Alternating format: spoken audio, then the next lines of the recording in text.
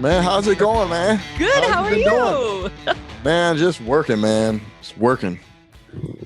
You know how it is. I do. Yeah. I'm working my tail off over here.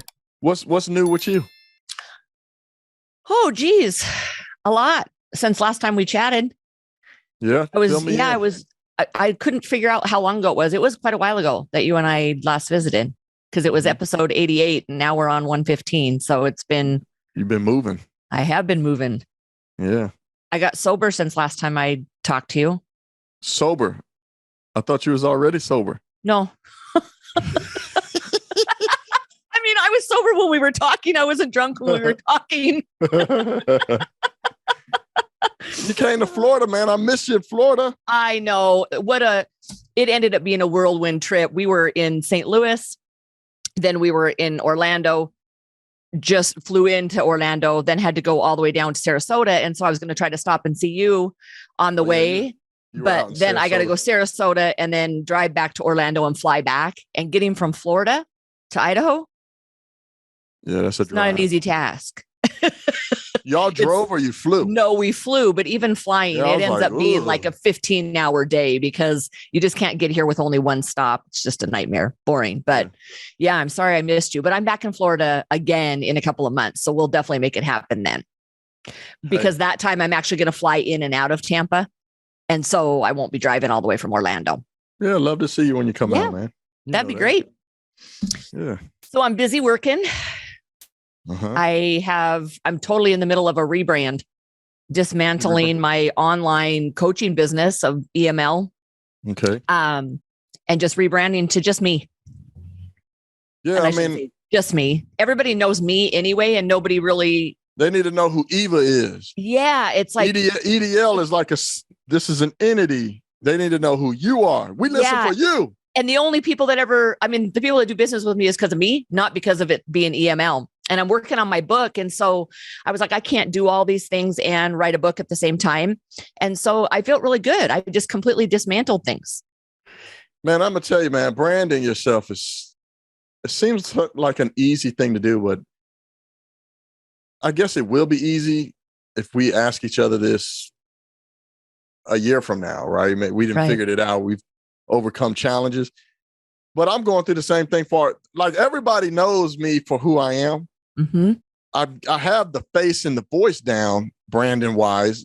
Yeah. Social media handles branded wise. Yep. But when I start branching out into, if I want to provide merchandise for people, I'm running into challenges with them. I'm like, golly, man, I got to try to find a designer. And, and then even if like my content, if I want to just take the audio, I got to figure that out. So it's like, that's the thing about success, man. That whole journey of you realize excuse my language too. You just realize you don't know shit. Oh, you don't have to excuse yourself for shit. I was waiting for the F-bomb. Yeah. I don't know shit. And that's all I tell myself. I don't know shit. Yep. And everybody's looking at me like, how'd you do this? And I'm like, dude, if you knew, I don't know nothing. I'm just I'm earning and learning as I go, man. I'm trying to figure it out as I go. You just said something so important, and it's one of my favorite quotes. It's actually in my morning journal and prayer book. That is, let no day pass without humbly remembering that everything has still to be learned. Mm-hmm. Like, how powerful is that? We all could use a big dose of that, right? Like, we don't know as much as we think we know. Dude, we don't know. And I think people that are in business for themselves get it, probably more so than the general public, because they realize like there isn't just this finish line, right? Like every day you get one step and then you have 5 more steps to take. I think it was my second year of opening my gym. I realized this is not what's going to get me where I want to go. Are you still running it? I'm still running it, but I know that sounds so bad and the listeners are going to be confused.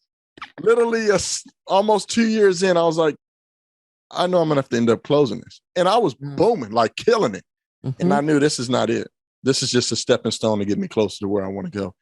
So it's just, you're right. It's always a journey. I mean, that's for me. I can't speak for everybody else, but for me, I knew 2 years in, like, all right, hold on.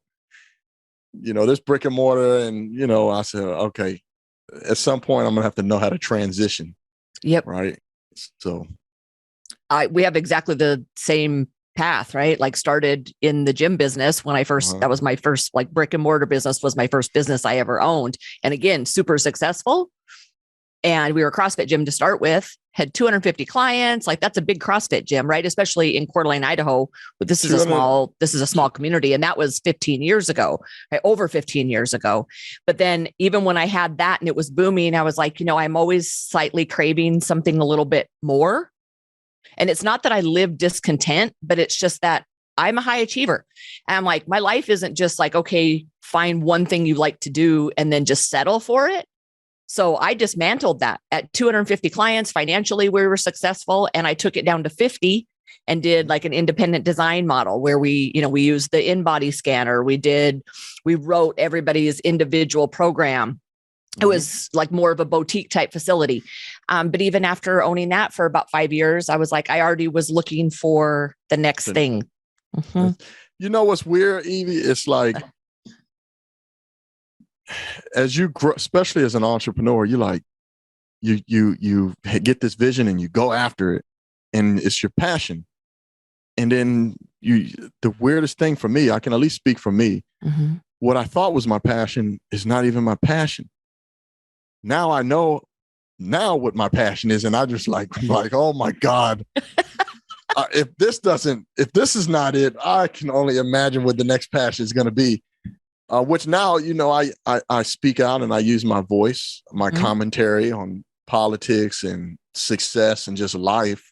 Yep. I do got a rough story, but now I see that, when I did time, fitness was something I loved to do. It helped change my life and transition me, right? So I came home and I pursued being a fitness model and training, and I did everything under the sun with training. Independent trainer, train at this gym, rent that gym, go outside, train people in the park, you name it, I did it. To the point now I own my own gym, brick and mortar business, does very well, but I'm there, but not there. If that makes sense. It makes sense because I don't think any of us are really ever there. We're not there. Right? Like that's not the point of life. You're not there until you're in the ground, right? And then you're like, all right. Yeah. Now I've arrived right at the end. I'm here, but I'm not here. I'm in the building, but my mind is somewhere else now. And it's, since opening the gym and running it now, I've been in business 5 years now. All this political and social climate that we have, I started speaking out, and now it's like kind of just going from there. And I'm like, man, I actually really I would love to do this all day long. Well, you're enjoyable to listen to. Yeah, I know. You are. I mean, like I'm not on social media very much anymore. But there's a handful of people that I kind of just give a little click, click, click each day. Cause otherwise it's just like the same shit over and over and over and over and over again. It's like, there's only so many ways we can say that our president's a jackass, right? It's like, okay, I've heard it 1,800 times today, but you're one of the guys that I actually pop in and look at your stuff every day because it's pretty entertaining. I enjoy listening to you. I have satire. I'm serious. I'm angry. I got satire. I add a little bit of facts in there and I troll at the same time. You know what I mean? I'm trolling. And I think that's the part that I enjoy so much. Is I'm trolling. I love it. And I look to your page because it's like, I had to make a conscious decision that I wasn't going to be able to do that because I've got 3 other businesses that I'm starting and running and working with investors on. So it's like, I actually am trying to be out there. Well, not trying, I am out there in the real world, especially with our food company. It's like, I have real products and stuff that I'm out there building. And so it'll dismantle my mindset and my focus and all my energy if I sit there and troll online all day, because I can't, we're living in really shitty times, right? Like, there's no denying that. And so I've had to set really tight boundaries for myself to go on 5 minutes, quickly see who I like and what's going on, laugh a little bit, get pissed a little bit, and then I'm out. Believe it or not, I have boundaries set. I take mental breaks off social media. I don't think I would be sane if I didn't do that. I literally will go dark. And people are like, where did he go? That's me taking a break. Yep. But it seems like I'm just yelling into the phone and, and creating content, yelling into the camera, but there's a lot that goes behind it too. I research and I read. So there's a lot of other things that go into it. It's more than just pick up the camera or start clicking the record and doing what we do. But yeah, no, there's a lot that goes into it. But no, I agree. I'm looking at this all day. We all know that if you sit there and look at the news, which is propaganda and fake news anyway, right? All they do is promote the drama and the negative aspects of what's going on in our society or in life. So you have to have outlets outside of just politics, even though I find an enjoyment in it. Yeah. I enjoy doing it. There is another side of my life that people don't see online, right? I obviously am a father. I have a family, right, and I run a business that is very demanding, right? So some people are like, how is he juggling? I don't even think most people know that I juggle all this stuff. Yep. And I would say sometimes I am overwhelmed. Like I'm juggling with my feet, my hands, my nose, you know what I mean? I'm trying to figure it out. And it's like, so, I'm a student of life. I'm a sponge, and I'm going to continue to keep learning. But I am someone that is always striving to go forward and have positive outcomes in my life, right?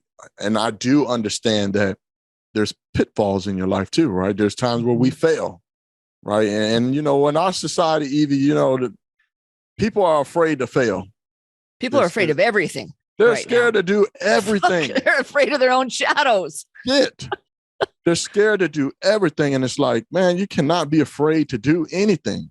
Well, I'm this age and I can't invest like you, because if I lose everything, and it's like, well, that's why you ain't going to never have what you want. And you'll be living in this prism. Yeah. What makes you think that when you hit this certain number, you're going to be able to now do what you want to do? You got to start putting one foot in front of the other. And a lot of times don't even take a lot of money. There's ways you can do things without a high budget of doing things. Totally. There's a beauty in that. But there's great discipline in that. So in dismantling my EML brand, I actually took my director of operations, I took my personal assistant and our technology specialist, and completely moved them off of my payroll. And which people would be like, well, that's a step backwards. I'm like, it's not a step backwards, because there's stuff about my own brand that needs to just be me. And so I'm doing, like last night, perfect example. I'm like, I release my podcast on Thursdays. I record on Thursdays and I release them on Thursdays. And I didn't get any of my marketing materials last night. Like, so at 9:00 at night, they're on the East Coast, which is already midnight. I'm like, where the fuck is all my stuff? Right.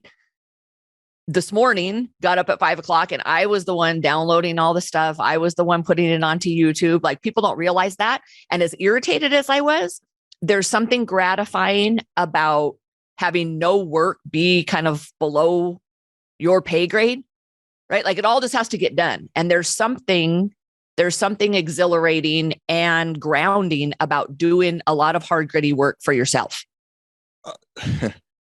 I'm so happy that you said that, because all the content I'm on YouTube now. I'm pushing YouTube.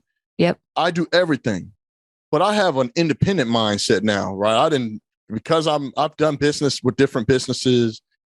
I'm actually a franchisee in the business now for the gym that I'm in. All right. So I understand control, and I don't like, I hate the feeling like someone just clips me from my feet every time I get up and running, right? Mm-hmm. So now I have a complete independent mindset, but because of the levels of business I've been in, I also understand delegating other tasks to other people. Although when it comes to the digital space, right, with what we do, creating content, like you said, learning how to upload it, edit it, upload it, make the thumbnail, put your brand in, market it. There is a beauty in that. And I don't think that people should try to skip that step. Now, they may not be like you, Evie, and you have the ability to be able to outsource right now, right? No matter where you are in your business. But it was from other businesses, not from this, right? That was the only reason I could do it. Yep. And I was like, there's nothing wrong with starting from scratch when it's a totally new brand and it's just me. Like, I take a lot of pride in that. But so with you saying that, what I recommend to people is start like everybody else with the simplest things. Learn how to edit, learn how to upload everything, do this, do that. It's an independent route, but when you do get it to the point where you can start delegating and outsourcing, you know the business, you know it from inside out, from the back of your hand. How to edit, how to make thumbnails, how to market it, how to upload, all the whole, you have your own studio and your whole setup. No matter what happens to that person that you may have delegated the task to, if they were to leave, you can pick right back up and keep going. So 100%. I think that is really, really important for everybody to learn. I know it's overwhelming to do everything. Can you imagine building let's just say it's a six-figure, you're a content creator, you're making six figures. Yeah. Can you imagine you never did any of the thumbnails, any of the editing, any of the marketing? All you did was shot the videos and that was it. And can you imagine if they just quit on you and you're like, oh, I got to hurry up and find somebody else. You know what I mean? It's like, absolutely. But if you know how to do all that stuff, it's like, no, but there's a beauty in learning it. There's a beauty in each one of those steps of learning how to we do instill that mindset and those principles in everything that I have my hand in. So our food company, like I'm not a chef, right? I know a lot about food and nutrition, but I don't know anything about like at chef level. But when we first opened our doors, it was like, I was down there. My husband was down there. My sister, who's our director of operations, was down there. We were all there the day that all of our sealing equipment and stuff that we actually seal our meals with, we were all there going through the training process. My husband's a doctor and he has nothing to do with the business. He was there because of that. Because we're like, no job is too small. If we're going to run this thing and run it successfully, you have to be knowledgeable in all of these different areas. So it would not be great if something happened to our chef. I always tell her, I'm like, fuck, don't like get in a car accident or anything. You're going to shut our business down. I'm like, I would be worried about you too, but I'm like, our business. But anyway, we could muddle through. And the point is that I think anymore, people want to skip. They kind of want to outsource everything and skip the hard, gritty, not so fun stuff and get to the exciting.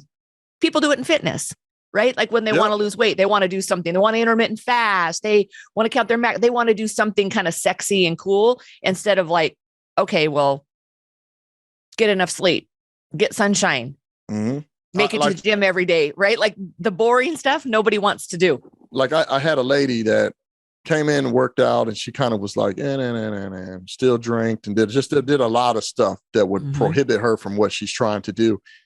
So she one day just said, oh, hey, I'm going to go get this surgery. And then in my mind, I'm like, I'm not going to try to deter anybody from doing anything.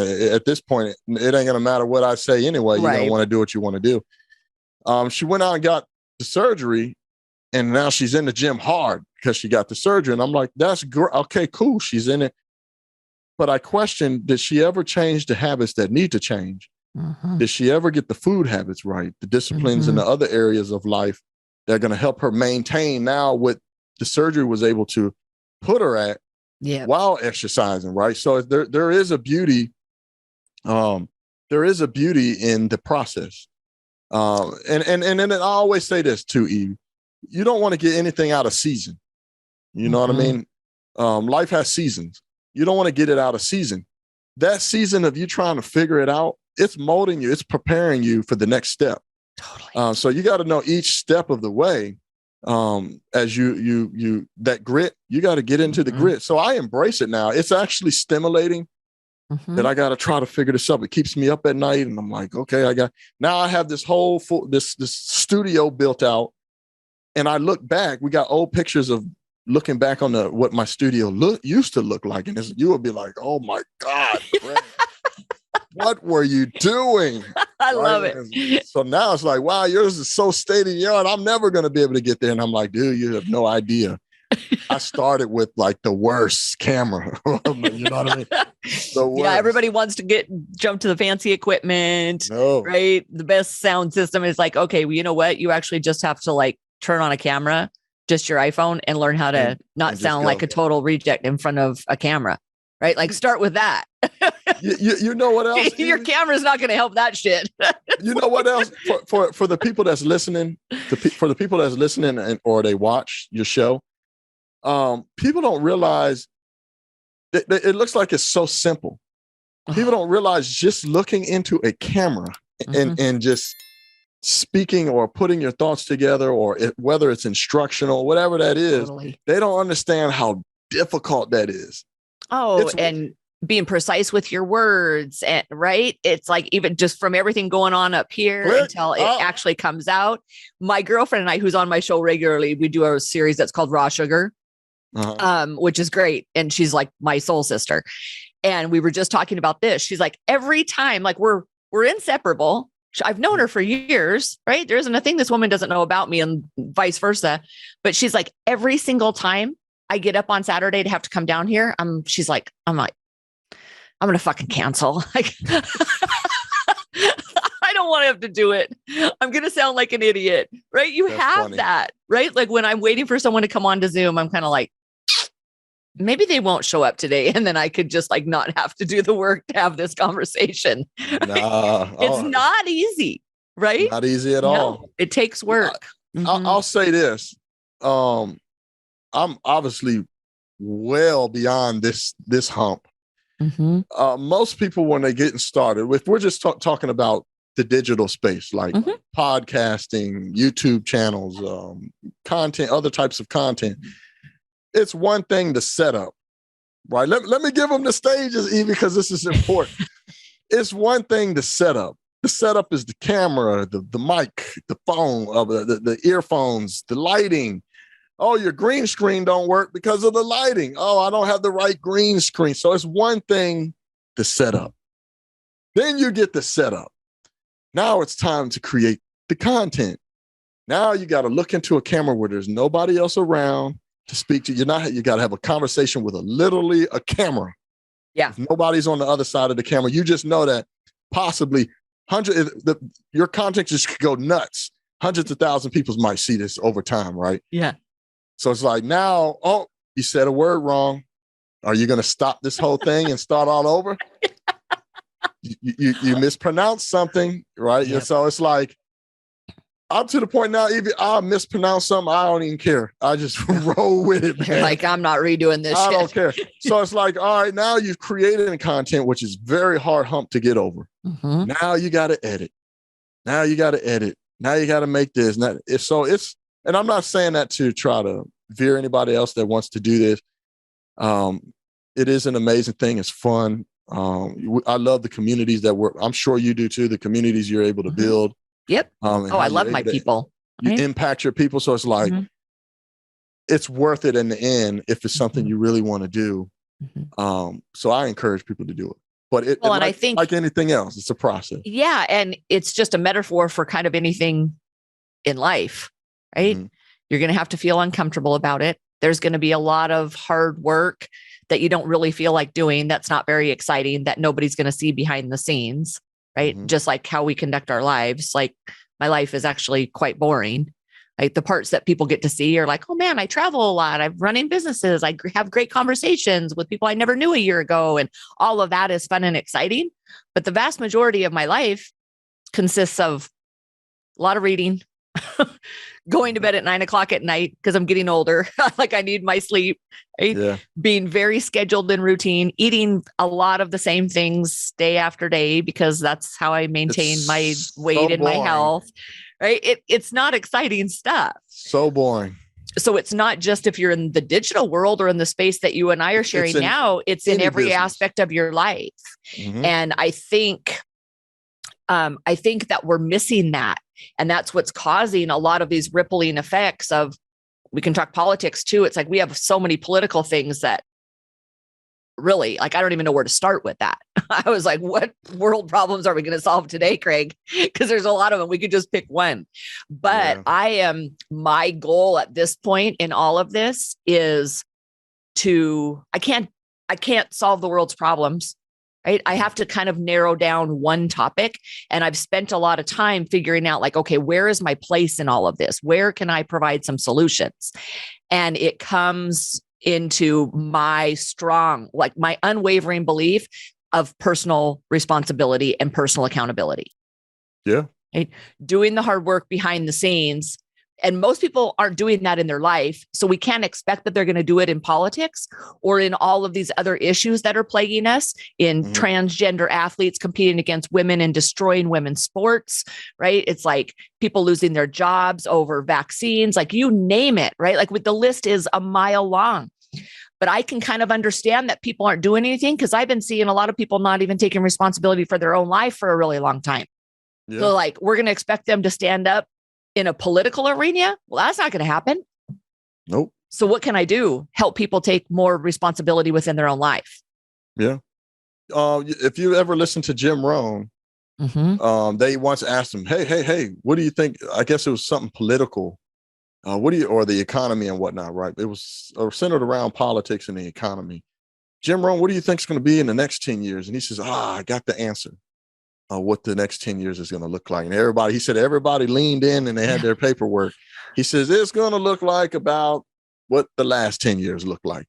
And basically what he was saying is, we have in no way am I saying that politics is not important in your life, because it is. As you start pursuing your life, whether it's in business or in your career and your 401k, when you retire, whatever that may look like, based off these politicians, the people that we have in supposed to be leadership roles, it can affect you.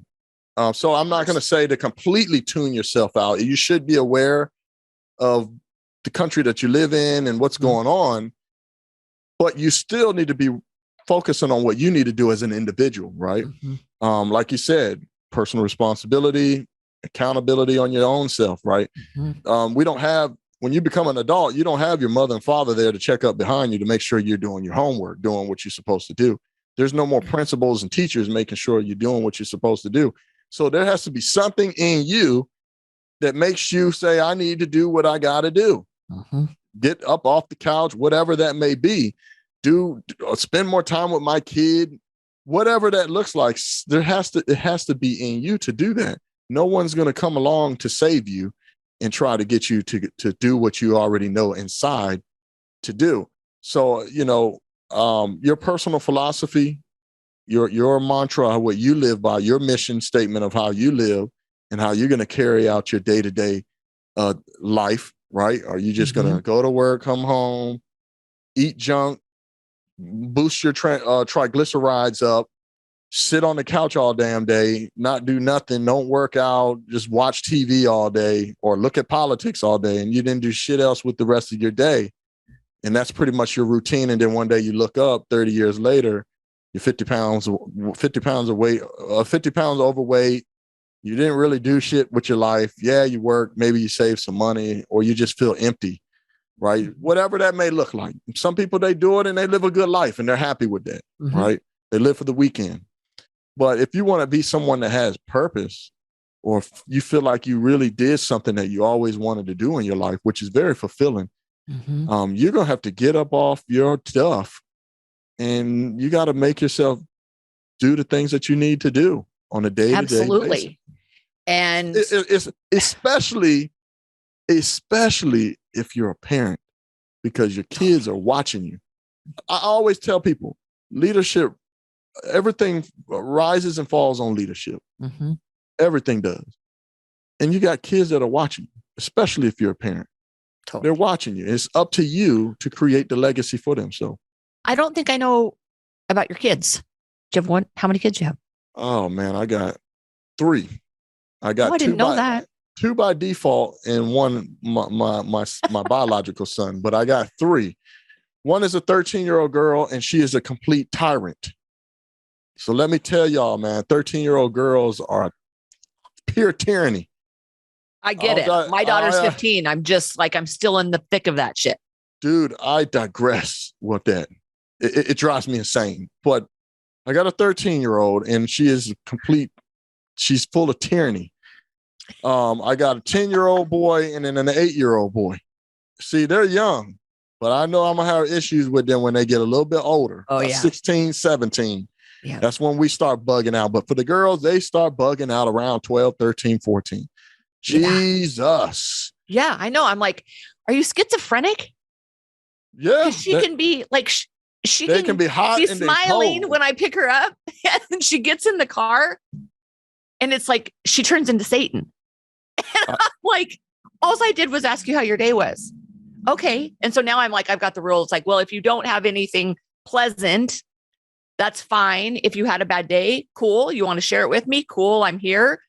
But no matter how bad or the weird shit that's going on in your head, you don't have the right to spew it into my day. You don't get to ruin my day. Even though I'm your mom and I'm always there for you, you don't get to totally ruin my day by just being mean for no reason. And she'll do it for a while. She's like the most unbelievable, awesome person to be around some days. And then the next day, I'm like, yeah, she's got get days away where from me. She's got days where she's sweet. And then there's days where I'll just sit in the car and just like, please don't make me go in there. Yeah, seriously, man. But, I have an understanding that it's a phase.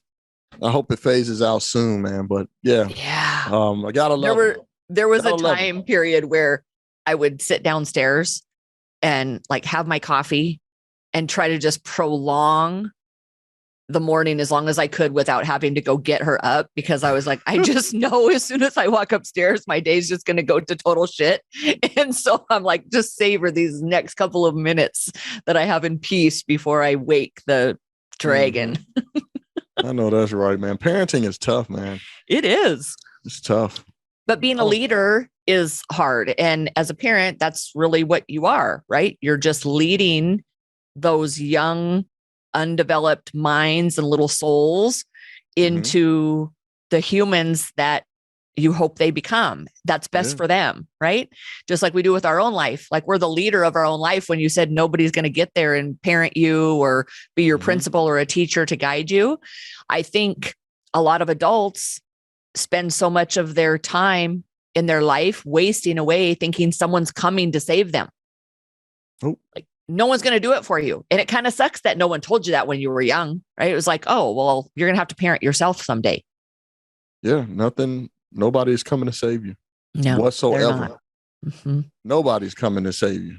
Well, and that kind of leads us into more political discussion of we're living in this time where everybody wants something outside of them to take care of it for them. And they're looking for the government primarily to do it, or other people in the form of, these are the things you have to say to me in order for me to feel good about myself. These are the things you can't say, the words you can't use because that'll offend me. You cannot have an opposing opinion.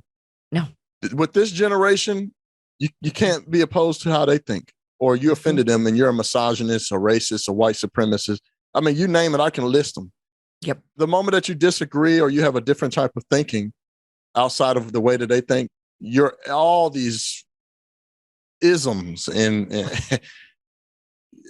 phobics, and I mean, you name it. It's a very sad time that we're in. It's very sad. It's a very, very difficult. I lack the I don't even think there is an understanding, but I am still trying to figure it out. Where we are right now in our society. You literally are not allowed to think anything different than how they think. They literally only want you to think one way. It's like that all across all social media platforms.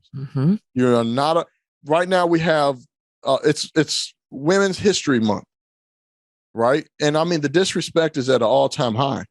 I try to say, well, maybe there's something out there I don't understand. But there's one thing for sure that I do understand is if today, let's say I was in college and I love to swim. And today I'm a man, I've been swimming against all the other guys and I suck ass. I've been coming in like 653rd. I'm like ranked 632 out of the men. I suck ass. And then I just say, you know what? I always felt like I'm a woman. Yeah, I think I'm gonna call my name. I'm gonna call myself Sheila. Yeah, that's gonna be my name is Sheila. I'm identifying as a woman now. I'm gonna start dressing up like a woman, and I'm because I'm identifying as a woman. In our social political climate that we have right now, they cater and pander to people like me. I'm gonna go swim with the women, and I start kicking their ass and taking all the championships and and start comparing myself to Jackie Robinson, and I'm an icon now. And it's like, I mean, what I just said, you would think that this is make believe, but this is what's going on completely. And we know that there is an advantage. Do you? Evie, you haven't met me in person. Yes, it's like, it's not even debatable, right? The emotions of it. And I'm not claiming, yes, it's like, I'm not claiming to understand when someone is struggling with what gender they are. I wouldn't even attempt to dip my toe in that, right? No, because I don't attempt to dip my toes in knowing how anyone else lives, whether they're Black, whether they're white, Hispanic, Asian, female, male. Like, I'm just over here doing my thing and trying to be empathetic and understand other people.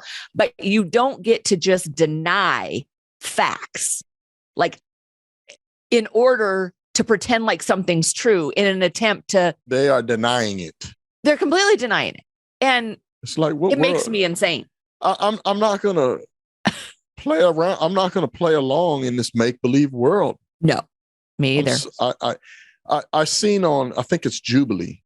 Mm-hmm. It's on YouTube. They have this channel called Jubilee or whatever. And, you know, I'm friends with Brandon Tatum, Officer Tatum. Yeah. He went on, they wanted him to go on the show Conservatives versus Trans Men, which are women. You know, I do mental cartwheels thinking about this. So I don't know how, I don't know what's PC, like how you're supposed to say that. So it's women that say they're men now, and they've taken. Oh, okay. So they've taken biologically hormones, we're female, and now they're saying that they're a dude now. Okay.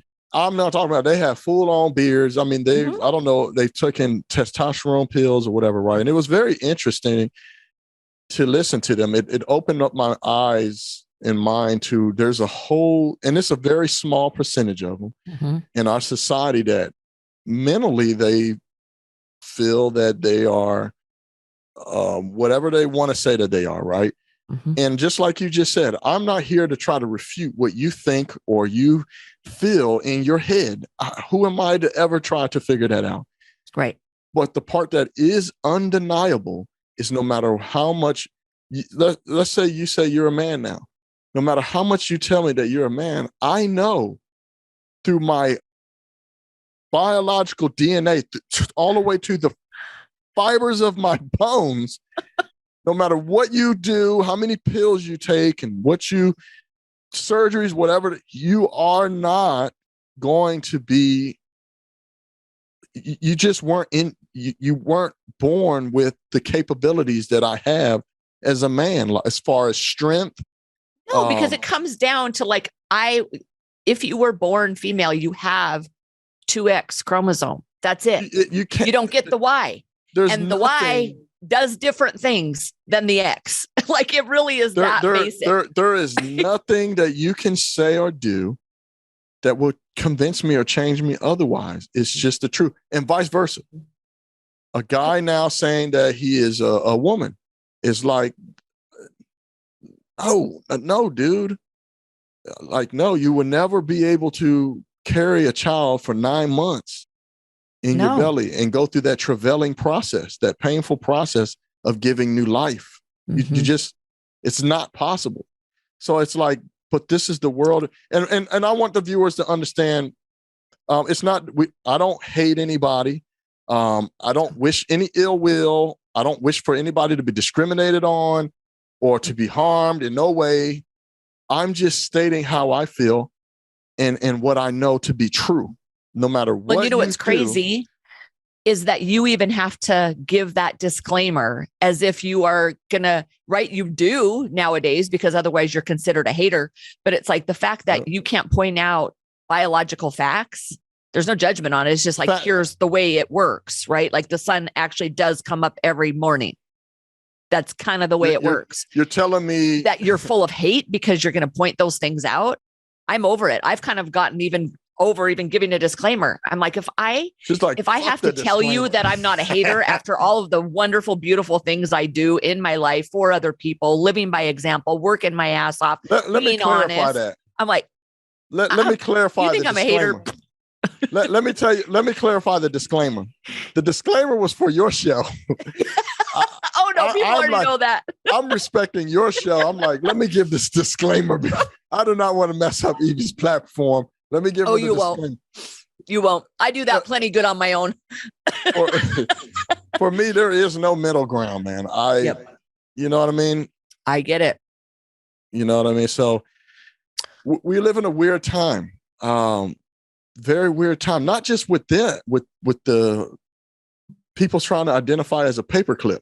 It's like an agenda being pushed, and even in the schools. I did an interview with Moms for Liberty, which is an organization of just parents. You don't have to be a mother. You could just be a parent, not even a parent, a guardian of children or kids or something, or grandkids, I don't know. But it's an organization. Their purpose is to go out and fight for the rights of the parents to protect the kids. And I did an interview, and it was so eye-opening to see the things that are in all the way from kindergarten, middle school, you name elementary to middle school.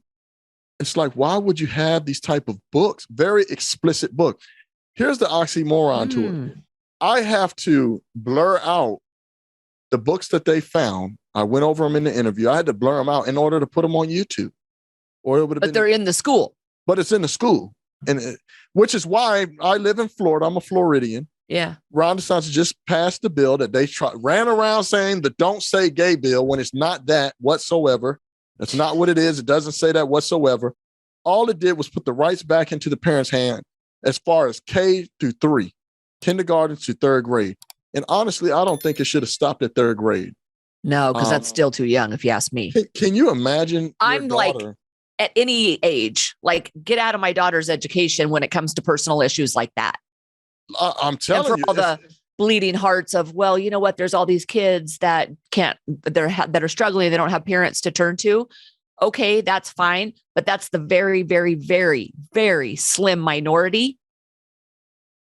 It's not the masses. Right. And so, yes, we need to help those kids that don't have anybody to turn to, but it's not the school's responsibility to like be there to parent your kid. Do you remember when you were in 3rd grade? We'll just stop it at 3rd grade. Yeah. Did you think about sex when you were in 3rd grade? No. I thought this one kid I don't mean to put you on the spot. I didn't think about sex. I didn't at all, but I did think that this kid named Tommy Cruise, which was not Tom Cruise. I thought Tommy Cruise was super hot because he had a Kiss lunchbox. It's like, I still remember it. When I was in 3rd, as far as it went, right? I like and that's what I'm saying. From kindergarten, I'm just stopping it at 3rd grade. Yeah. I did not think about anything physically or sexually at all. No. You know what I mean? But who am I to say that maybe there's somebody, really, you're going to try to convince me, and I'm not trying to get too explicit, a 3rd grader is thinking about some other guy penetrating him? Like, come on, man. No. I'm being 100% transparent on the show. And I know it's a hard to listen to. Oh my God, he said that. You can't convince me a child is thinking about this stuff. No. You just can't convince me of this stuff, man. So, or let alone to say, well, I think that I don't feel like I'm a boy. Well, how do you know? I mean, we could go down this rabbit hole, and I tend to get lost in Alice Wonderland. You know what I mean? But you got everybody, you guys get what we're trying to say here. It's like, you got kids that are not even reading at the grade level that they're supposed to be reading at, let alone doing math. And they push this stuff. They make kids pledge allegiance to these crazy things. I do plenty of content on it, because I got family that live under a rock, and they don't think that this is going on. What teachers? Where are they pushing this stuff? Where are they pushing CRT? And I'm like, dude, go just. And they see it on my channel. They're like, oh my God. I'm like, here's a teacher right here. Yeah. Why is the teacher having this conversation with the child, talking about these things? You know what I mean? Which is interesting when you say that, because what is it that prompted us to use kids? Because I just see this as us using children as pawns, political pawns, social pawns to advance agendas. And that is intolerable to me. Like, children are not our pawns to push what we want to see politically or socially. I mean, that's what they're doing. That's exactly what they're doing. They're pushing this radical agenda of trying to separate the parent and the child by saying the parents don't know what's best for the child. The child has to make decisions. So they're going to put the power in a child's hand. a child to make altering decisions towards their life that will alter their life for the rest of their life. Can you imagine can you imagine making a decision at 8 years old, something that will alter your life for the rest of your life? God, I'm scared to do that at 49 sometimes. I mean, seriously, man. I don't even know if I'm capable. I'm almost 50. Like, I sure shit wasn't capable at 8 or 12. Can you imagine that? And then we go into the statistics, and it shows the rates of suicide after these things have been done, a year after. And it's like, obviously, this is an agenda push to usher in other things. And it's not just through our kids. It's not just through the rainbow flag. It's through CRT when it comes to race relations. You have people that literally want to dismantle capitalism. They think that it's the most evilest thing and that we should have socialism and communism. And it's like, well, can you show me anywhere in the world where that has worked? And even their go-to now, the Canada, they realize, oh man, Canada's full of tyranny as well. So it's like we have all these different things, and it's, you're saying you're 49. I'm about to be 38. I'm a young buck. Mm-hmm. And in my years of just being almost 37, I see how much our society has changed, and it's drastic. Like, it's not just was subtle. It was like literally the last 3 or 4 years, it just boom, a major shift in a lot of things that are going on. And it's like the whole freedom of speech thing is gone. That's gone because if you don't think one way and speak one way, you'll be banned, silenced, throttled, deplatformed, demonetized on social media. And people think that it's not that bad. It is. Go on there and try to speak about any of the things that we're talking about, and it'll be taken down. I'm living proof of it. I get shadow banned all the time. I've kind of figured out some workarounds. For one, my food company, Copow, which is a nationwide food delivery company, right? Mm-hmm. It's my husband and I started it, not a single investor, like all our own money. Like, this is my thing. It's a big fucking undertaking. Mm-hmm. And we had to, Craig, you're not gonna believe this. We had to remove our Copow Instagram account from being connected to my personal account on the back end of things, because they'll cancel you. They were canceling stuff in my Copow business, which has absolutely nothing. Like, we're a real company. Evie, they will cancel you. Obviously, I'm all over the internet. I'm well known in my area for being on the internet, sharing my political views, my opinion on the things that's taking place in our country. They tried to cancel me. As a local business owner, they tried to cancel. Most people said, well, that was dumb. You don't bring politics into your business. I didn't. I'm just all over the internet. Right. So they tried to cancel me, and a lot of people that left came back. They start respecting what I was saying, and everything that I was saying came true, and they came back. So I'm happy about that. But I've been doxxed. They found my business. They booked fake appointments saying dang tran, the stupid stuff.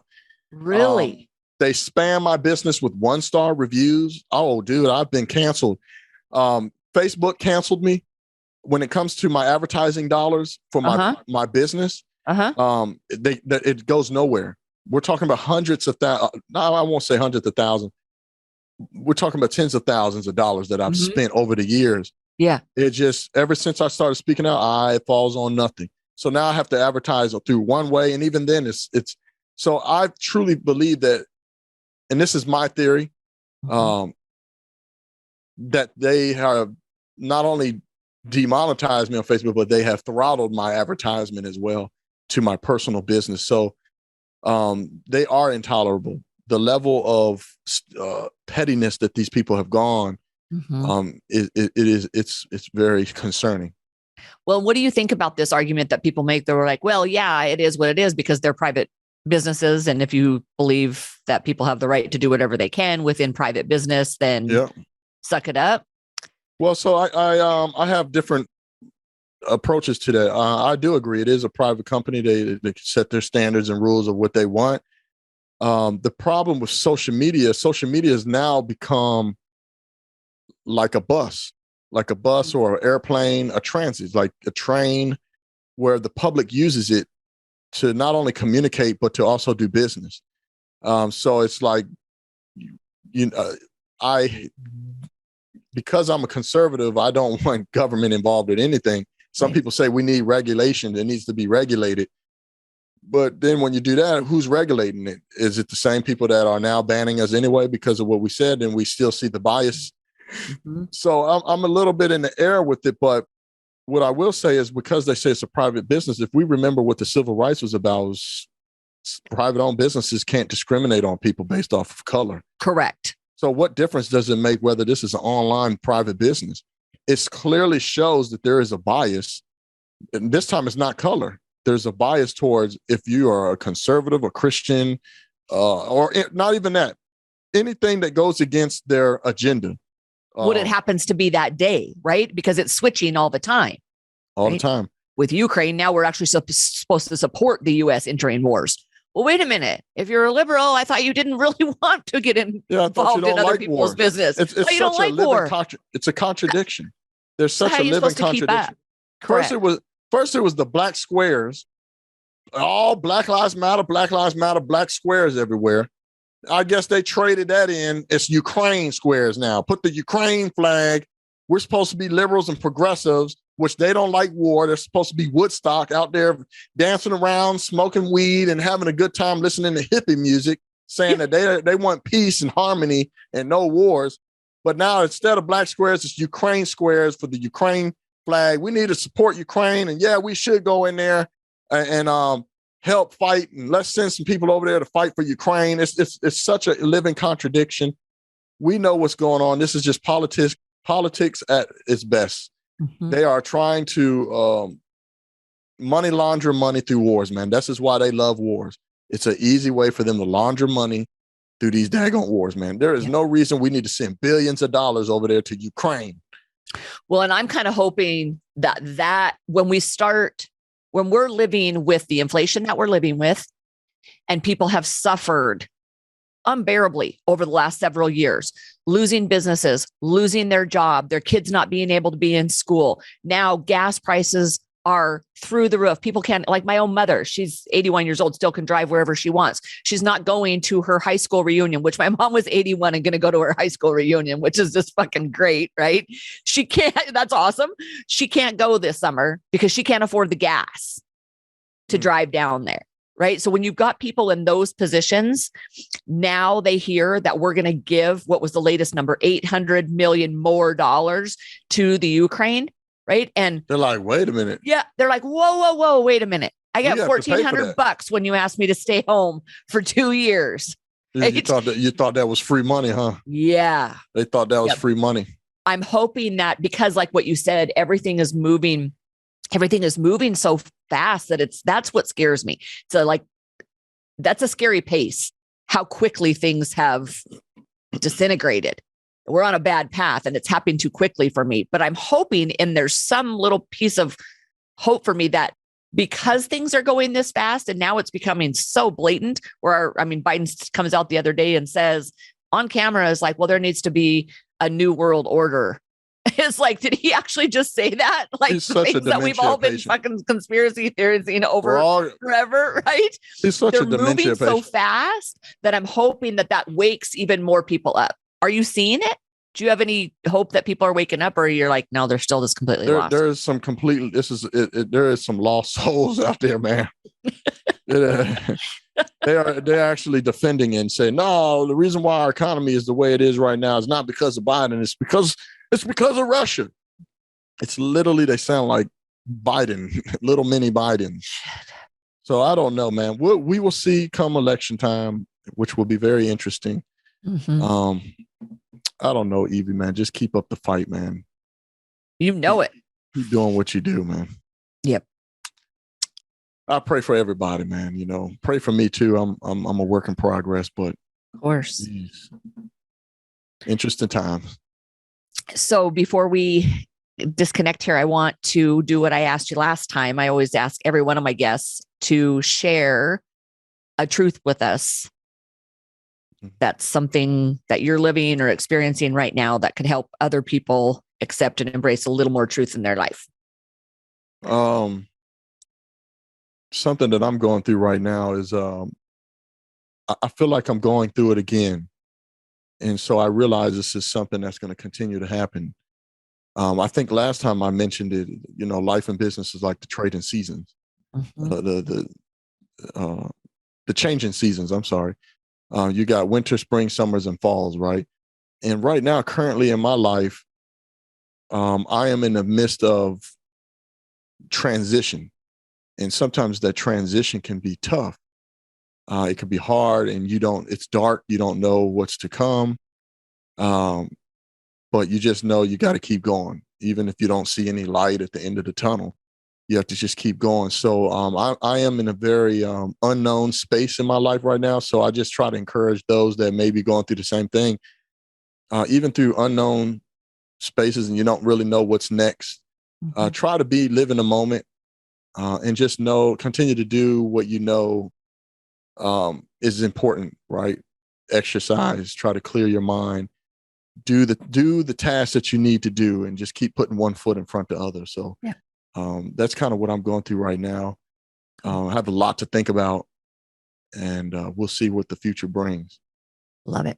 I have to piggyback on that because I had a crappy end of my day yesterday and just kind of an even shittier morning. So I was like, I got to go downstairs and lift some heavy weight and turn on some music and get my blood pumping before. Yeah. It was like, there was some Godsmack going on in my basement this morning. So I was like, I got to get in a better headspace if I'm going to have an interesting conversation. And so I was finishing up and I was rowing and I was thinking about our last conversation. And I was like, here's a truth for you.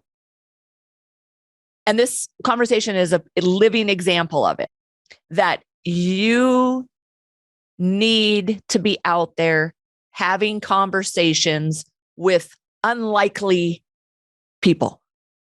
Because I was thinking about this. I was thinking about your story, your background. I was thinking about you sharing when you were in prison. And I thought, let's just think about actually how comical this almost is.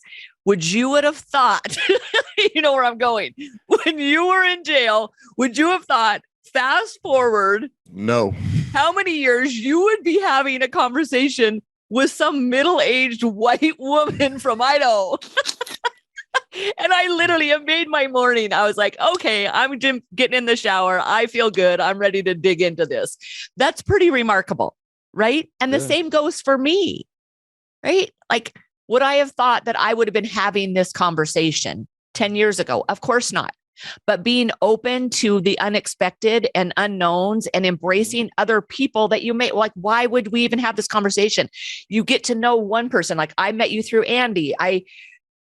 When you are open to having conversations with people you didn't even know before, so many things are possible in your life. Yeah. It's pretty cool. You never know where it's going to lead you to. You got it.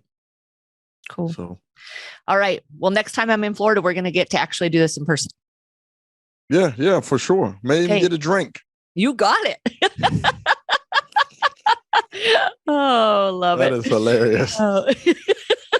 Evie, it's always an honor, man. Yes, it was so fun. Can't wait for what's the next one be episode 216. Yep, you got it. That's where we're going. And it's not going to be EML radio at that point. It's just going to be Evie Fats talking truth. That's it.